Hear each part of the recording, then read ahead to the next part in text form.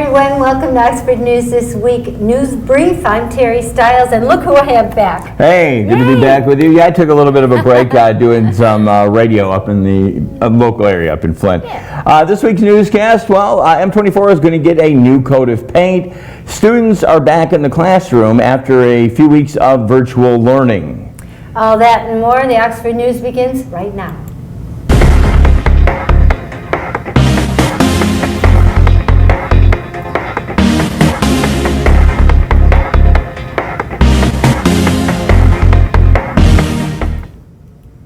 Clear Lake and Long Lake residents will not see the Maloney Street Bridge raised any higher than it currently is when replaced next year. The reason, it would cost more than $700,000, already attached to a $2 million price tag set by Oakland County.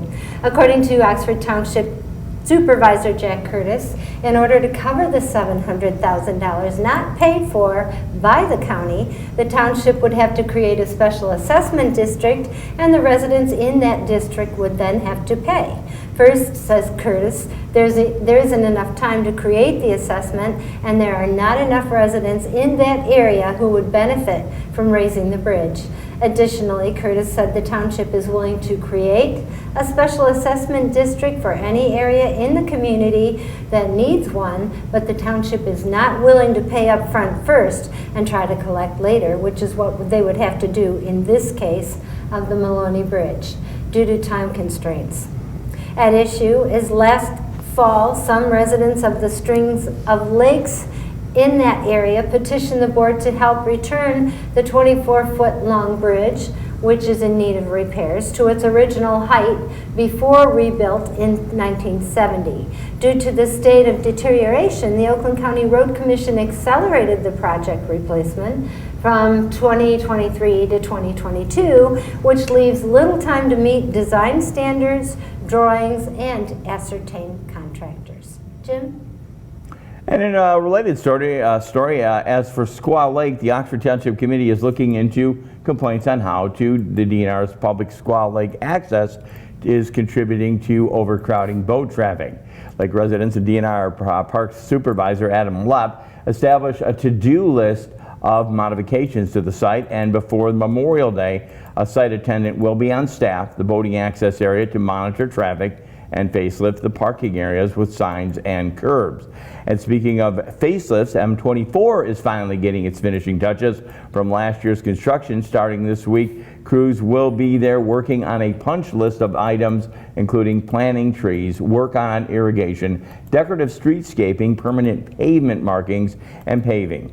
Last year's detour route of Drainer, Oxford Lake Drive, Glaspie Street, North Oxford, and Ray Roads can still be used. If you want to keep updated on the work and how it's being done and where it's being done, check out their website. It's still very active, www.restorem24info.com. Terry. The Oakland County Road Commission is lifting the spring weight restrictions as of today, Monday, March 29th, for commercial trucks on all all-weather roads. Every year, these restrictions help to ensure the roads last as long as possible, according to the Commission Managing Director Dennis Kolar. And violations of the restrictions can result in a citation. A truck operator's map is available from the Road Commission, showing which roads have the restrictions and which don't. You can order one by calling 248-858-4835 or go to their website at www.rcocweb.org. Last week we told you about district-wide school closings due to the COVID-19 outbreak. This week both the high school and middle school have returned to the classroom after a week of virtual learning. More than 200 Oxford High School students and over 60 Oxford Middle School students were quarantined after being exposed to someone who tested positive after a number of weekend social gatherings. At the time the district went virtual, they stressed the lack of in-school transmissions since the beginning of the school year, stating the overwhelming majority of transmission happened outside the school. Terry. During this past year of COVID-19 shutdowns, Connie Miller began a program of Neighbors Feeding Neighbors, where a group of volunteers have been feeding local families a hot meal every Wednesday night since March 2020. As the number of families grew to over 200 guests per week, so too did the generosity of our community. This week, the Oxford Elementary School students, at the suggestion of third grader John Vetch, collected nearly 3,000 food items to donate to the Neighbors Feeding Neighbors program. Let's watch.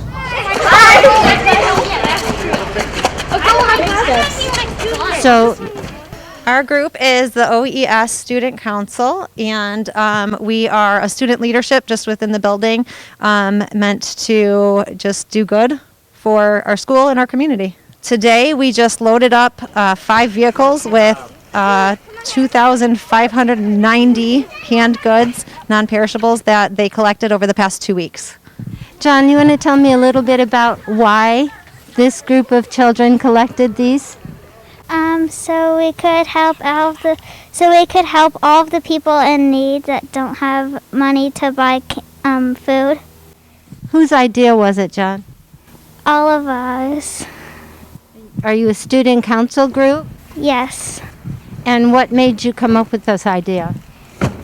To help people. Our student council representatives encouraged all of their classmates, and so they would bring in, we had a school competition, and so within the classroom that won got a piece of candy and extra recess. So it doesn't take much to motivate them. They really wanted to do well and help others. This school community has a huge heart, and so they were excited to have the opportunity to help others. And what age group did this? We have 3rd, 4th, and 5th graders here. I want to thank you, probably for all of Oxford, for these kids, and they deserve a round of applause. I agree with you. Thank you. Thanks for all that you do to help our community as well. You guys want to give yourself a hand? Yay! Thank you. Good job.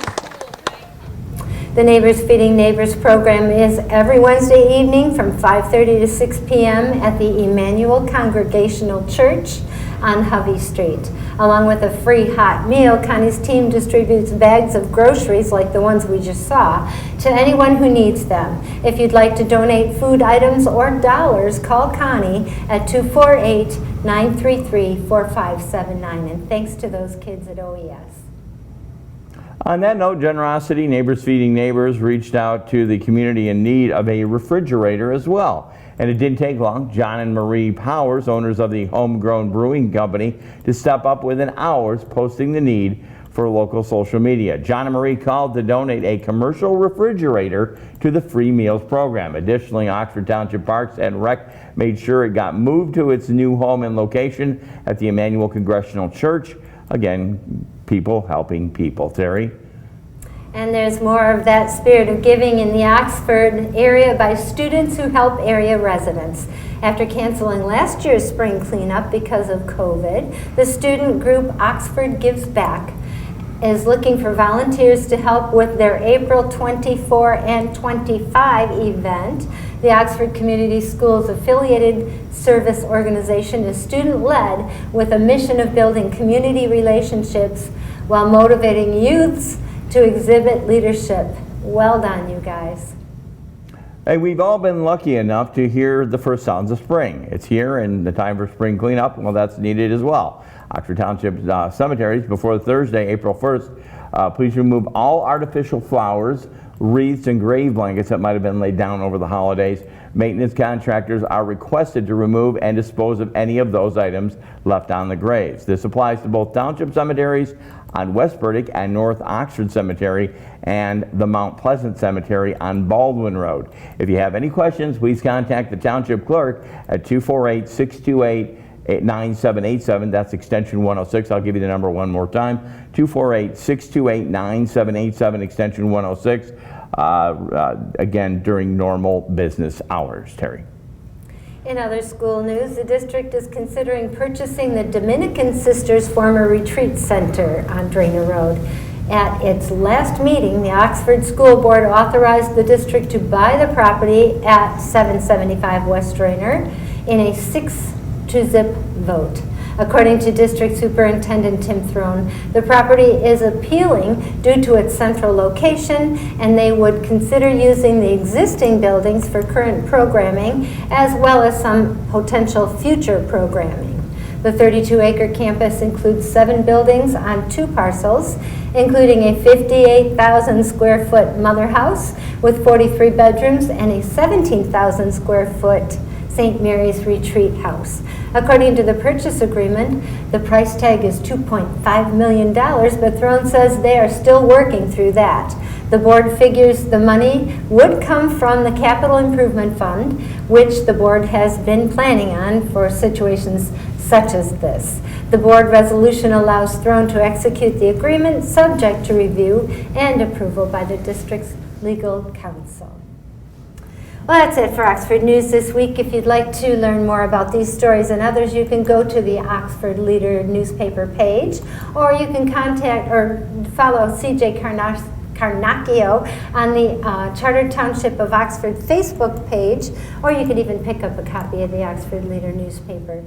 I'm Jim Hughes, and we want to thank, of course, our good friend Alex Honey on the camera and our back in the back. And thanks for joining us, where we bring your news right to your house, closer to home. And I know you have something you want to talk about. And closer to Michigan. And I just want to address, I got an email today, I get one quite often from the Humane Society of Michigan. Yes. They are championing people to contact our governor to turn down. There's 2 bills in the House. I think it's on the governor's desk right now. Right. One is for a wolf hunt in Michigan. Okay. And the other is for a crane hunt in Michigan. Oh, wow. Neither one of them provide food. Right. So why would we want to hunt them? I know cranes were almost hunted to extinction in the early 1900s for their beautiful feathers. Okay. They do damage, the cranes, to farmers' property. Right. I know they go into the cornfields, but the farmers get for both. If a wolf attacks a farmer's critters, Right. they get money back from the government, and so too if the cranes destroy their So crops. it's subsidized if they get It's damaged. subsidized, But right. I mean, and obviously. turkeys do that too. So turkeys are good to eat, but cranes are not. Oh, You know, okay. so I would encourage you to contact the governor's office to ask her to veto those 2 House bills, and I can't remember what they are. I think one is House Bill 40. I'm sure you can look it up on the internet. You can look it up at the .gov, and I think that I said Oakland County's Road Commission is a .org. It's a .gov site too, so I wanted to correct that. All that said, closer to home. Wow. So do what you got to do if you don't want to. I'm so glad to have Jim back, and thanks for She said joining I us wanted to this talk about week. something, and I'm like, okay, let's hear it. I get to talk. All I'm going to say is go out, wear your mask when you can. We want to thank you for being part of the newscast. Great to be back. Hope you guys are doing well wherever you are. Thanks for looking in. We'll check with you next week on Oxford News this week. Have a good week, everyone. Bye-bye.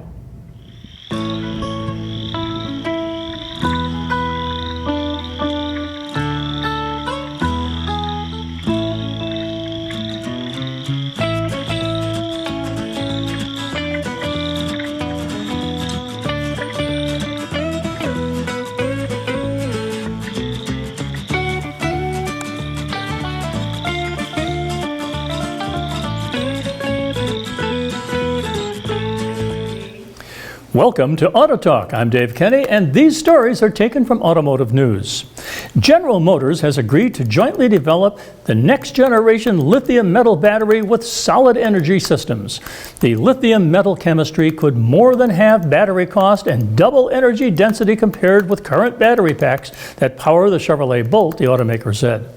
The next generation Ultium chemistry can change the whole calculus of adoption and accessibility, and having people with electric vehicles as their primary vehicle in terms of range, cost. GM's President Mark Royce said at a Washington Post live virtual conference. It's a breakthrough that we're very excited about, he says. GM has said it plans to have 30 EVs globally and invest $27 billion in electric and autonomous vehicle development through 2025. It aims for an all-electric light vehicle portfolio by 2035. Boosting range and decreasing battery costs have been some of automakers' key initiatives to increasing EV adoption. Last year, when GM announced its proprietary Ultium battery, engineers said they plan to experiment with less expensive and more widely available materials to continue driving the cost down. As batteries industry-wide transition from nickel cadmium to nickel metal hydride to nickel ion, each new chemistry doubled energy density, said Sam Abelsamid, principal analyst at Guidehouse Insights. If GM can mass produce the lithium metal batteries, this could be the next step change, he said. GM and SES plan to build manufacturing prototyping line in Woburn, Massachusetts for a pre-production battery by 2023. The battery prototypes have completed 150,000 simulated test miles at GM's Tech Center in Warren. The chemistry could stretch driving range to 500 to 600 miles, up from the maximum of 450 miles on the first generation Ultium battery, Royce said. QuantumScape, which works with Volkswagen and other major battery manufacturers, are also trying to make lithium metal batteries viable, Abelsamid said. Compared with GM's first-generation Ultium battery, which will power the GMC Hummer and Cadillac Lyriq, and its current lithium-ion battery on the Bolt, a lithium metal version could be less expensive, but it depends on the ability to mass produce them, Abelsamid said. If yields are low, it could end up being more expensive if you can't produce as many cells per hour. Well, good luck. And on the recall front, General Motors is recalling nearly 95,000 Cadillac, Chevrolet, and GMC vehicles because of potential seatbelt damage, according to a recall notice. The recall covers 2021 Cadillac Escalade ESVs, GMC Yukon, GMC Yukon XL, Chevrolet Suburban, and Chevrolet Tahoe large SUVs. Outboard seat belts in the third row could have been entrapped or misrouted behind the seat's folding mechanism, causing damage to them, the automaker said in the recall notice. Vehicle occupants could be injured if damaged seat belts were to break during a crash. A GM spokesman said the automaker was not aware of any accidents or injuries associated with the recalled vehicles. According to a remedy description filed with NHTSA, dealers will check the seat belts and replace damaged ones. Seat belts will also be rerouted if needed. Vehicles built on or before, that is to say on or after November 18, 2020, are not affected by the recall, the automaker said in the document filed with NHTSA. GM said owner notification is estimated to begin May 3rd, and dealers were to have notified on March 18th. Well, that's it for this edition of Auto Talk. I'm Dave Kenny, and we'll be right back.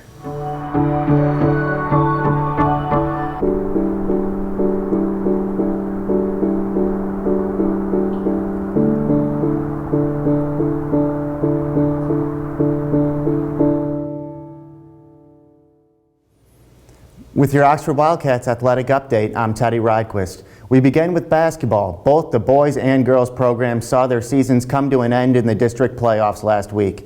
It was Steve Laidlaw's boys program who took to the hardwood first, falling to the Romeo Bulldogs 41-40 in a quarterfinal at the Ian Smith Gymnasium on March 23rd. Senior Mason Mulholland, who developed into one of the best guards in the Oakland Activities Association this year, led the way with 14 points. The boys rounded out their season at 4-10 and 1-5 in the OAA Blue. Rachel Breyer's girls program took their turn the very next day, March 24th, traveling to Grand Blanc High School to battle the host Bobcats. Oxford came out of the gate well, leading 15-13 after the first quarter, but ultimately dropped the matchup 55-30. It was senior Mackenzie Mackey Methner, a four-year player for Breyer, who led the way with 14 points. With the winter sports nearly completed, only two Oxford winter student athletes are still in action, sophomore wrestlers Tate Meir and Cone Eberhard. Meir and Eberhard will compete for individual state championships at the Wings Event Center in Kalamazoo on Saturday, April 3rd. Meir will participate at 189 pounds and Eberhard at 103. The focus now largely shifts to spring sports at Oxford High School: baseball, softball, lacrosse, and track and field. This will be the first action for the spring student athletes since 2019, as their 2020 seasons were canceled because of the coronavirus. From the Oxford Community Television News Desk, I'm Teddy Rydquist.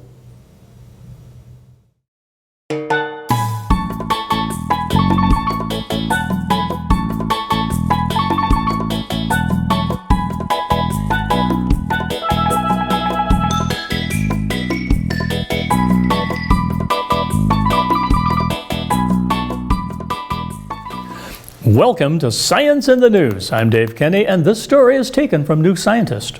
The first picture of a black hole shadow has just got even more interesting. The Event Horizon Telescope, EHT, collaboration released the first direct image of a black hole in 2019, and while the picture on its own was impressive, it wasn't the scientific smorgasbord that some had hoped for. Now, researchers have added polarized light to the picture, giving us an idea of how magnetic fields around a supermassive black hole create powerful jets of matter. It was not a lot of information about the actual physics of the gas around the black hole, says Sarah Oussayan, an EHT member in Radboud University in the Netherlands. Looking at it in polarized light told us information about the magnetic field of the black hole. The EHT uses a network of 8 telescopes around the world to turn Earth into one giant radio telescope, which enabled an unprecedented view of the supermassive black hole at the center of the M87 galaxy, 55 million light years away. The light that the EHT captures is emitted by electrons as they accelerate along magnetic fields, and the polarization of the light depends on the direction of the magnetic field. Using measurements of the polarized light near the M87 black hole, the EHT team found that the magnetic field strength is between 1 and 30 Gauss. That's up to about 50 times the strength of Earth's magnetic field as measured at the planet's poles where it's strongest. The polarized light has these curved swoops like a spiral, says Oussayan. This tells us that the magnetic field around the black hole is ordered, and this is really important because only an ordered magnetic field can launch jets. A scrambled magnetic field cannot do that. Some black holes, including the one in M87, spew enormous jets of matter, but how they do it has long been a mystery. Researchers think the jets are launched and shaped by magnetic fields, but the evidence is limited. This jet process is totally amazing. Something the size of our solar system can shoot out a jet that pierces through entire galaxies and even galaxy neighborhoods, says Oussayan. Now, we're really seeing the magnetic field close to the black hole for the first time, and that's connecting it to the jet, which is the most powerful process in the universe. Measuring this black hole's magnetic field with polarized light allowed the researchers to significantly cut down on the number of possibilities for how the black hole and its jets work. They compared the observations with simulations of 120 different theoretical models, and only 15 of the models fit what we actually see. In all 15 of these models, the black hole's magnetic fields are relatively strong and divert matter away from the black hole itself, starving it in favor of launching the material into a jet. It's not yet clear whether the possibilities are similarly narrowed for all supermassive black holes or if it's this specific one in particular. A lot of what we need to do is in the next few years is to figure out what lessons we can take from this to other sources as well, says Andrew Kale, an EHT member at Princeton University. So far, it looks like all black holes with strong jets probably behave like the one at M87, he says. Adding just a few more telescopes to the EHT array, which the researchers already plan to do, could help nail down exactly how the black hole is launching its jet. Well, that's it for Science in the News. I'm Dave Kenny.